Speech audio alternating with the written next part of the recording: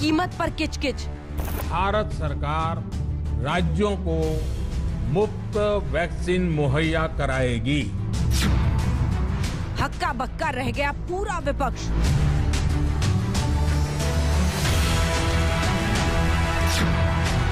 लेकिन वैक्सीन पर हंगामा है जारी। मेरी इत्तला है कि इसके अंदर बड़ा घोटाला है, बड़े हॉस्पिटल से बड़ा पैसा लिया गया। अब नए दांव की है बारी। भारतीय जनता पार्टी टीके पर राजनीति कर रही थी, तो बीजेपी का जो टीका था उसके खिलाफ थे। जो देश का टीका है, जो भारत सरकार का टीका है, उसके खिलाफ कभी नहीं रहे। लाख टके का सवाल, कब तक बवाल।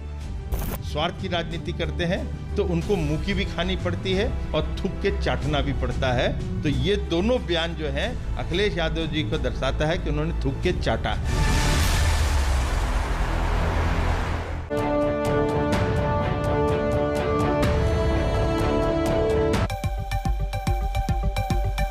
वही पुराना नया बहाना। नमस्कार, आप देख रहे हैं हल्ला बोल। आपके साथ मैं हूं अंजना ओम कश्यप। मतलब ये कि हंगामे की कोई वजह ना हो तब भी हंगामा करने को ही शायद सियासत कहते हैं। प्रधानमंत्री के ऐलान के बाद वैक्सीन की कीमत को लेकर सारे विवाद खत्म हो गए, लेकिन विपक्ष के पास अब भी सवालों की कमी नहीं है। कांग्रेस अब निजी अस्पतालों में वैक्सीन की कीमत को लेकर सरकार को घेर रही है। उधर कोरोना वैक्सीन को बीजेपी की वैक्सीन बताने वाले समाजवादी पार्टी के मुखिया अब बैकफुट पर तो हैं, लेकिन मान नहीं रहे। गौरव भाटिया, राष्ट्रीय प्रवक्ता भारतीय जनता पार्टी के पवन खेड़ा जी बहुत दिनों के बाद प्रवक्ता कांग्रेस पार्टी के हमारे साथ हल्ला बोल में शामिल होंगे। अनुराग भदौरिया, नेता समाजवादी पार्टी के चर्चा में शामिल होंगे, लेकिन उससे पहले ये रिपोर्ट आपको दिखाते हैं। 21 जून सोमवार से देश के हर राज्य में 18 वर्ष से ऊपर की उम्र के सभी नागरिकों के लिए भारत सरकार राज्यों को मुफ्त वैक्सीन मुहैया कराएगी।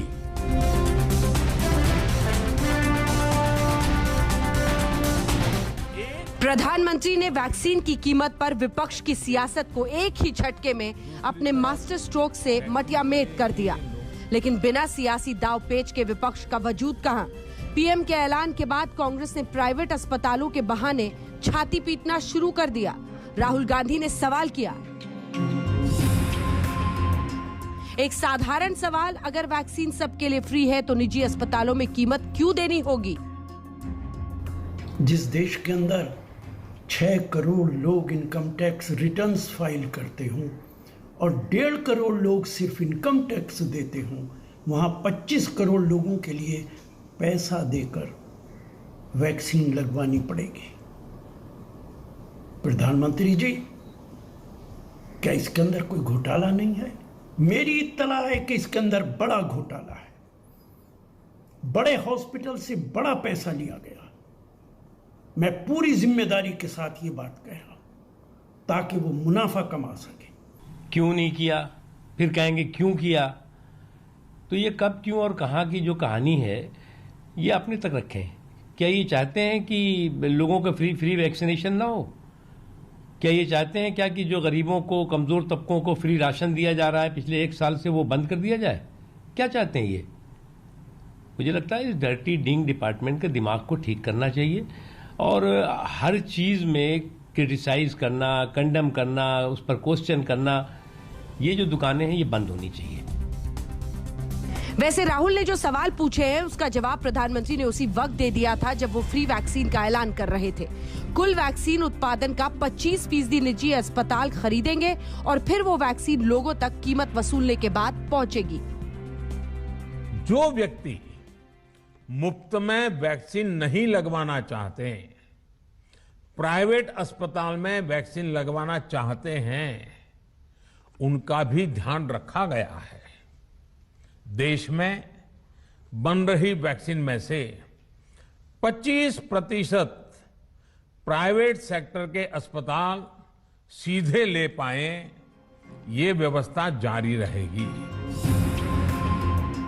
दरअसल विपक्ष को सूझ नहीं रहा कि पीएम मोदी के मास्टर स्ट्रोक का क्या जवाब दिया जाए, इसलिए कभी स्टंट बताती है तो कभी कुछ और। 6 महीने में 3 बार टीकाकरण की नीति को बदलकर लाखों लोगों की जिंदगियां और कोरोना संक्रमित होने के लिए क्या प्रधानमंत्री मोदी जी को सीधे सीधे जिम्मेवार ठहराया नहीं जाना चाहिए? मोदी जी ने यह अभी भी कर दिया कि 25% वैक्सीन प्राइवेट सेक्टर खरीदेगा। यानी अगर आप 30 से 40 करोड़ हिंदुस्तान के मध्यम वर्ग के लोग हैं तो आपके लिए टीकाकरण आज भी मुफ्त नहीं। अब विपक्ष के सन्नाटे की एक और बानगी देखिए। वैक्सीन को बीजेपी की वैक्सीन बताने वाले समाजवादी पार्टी के अध्यक्ष अखिलेश यादव अब वैक्सीन को सरकार की वैक्सीन बता रहे हैं। पहले सुनिए अखिलेश ने उस वक्त क्या कहा था जब मोदी सरकार ने देश में वैक्सीन को इजाजत दी थी। देखिए, मैं तो नहीं लगवाऊंगा अभी वैक्सीन, मैंने अपनी बात कह दी, और वो भी बीजेपी लगाएगी उसका भरोसा करूंगा मैं? अरे जाओ भाई, अरे अपनी सरकार आएगी सबको फ्री वैक्सीन लगेगी, हम बीजेपी का वैक्सीन नहीं लगवा सकते। और अब देखिए अखिलेश क्या कह रहे हैं। हम भाजपा के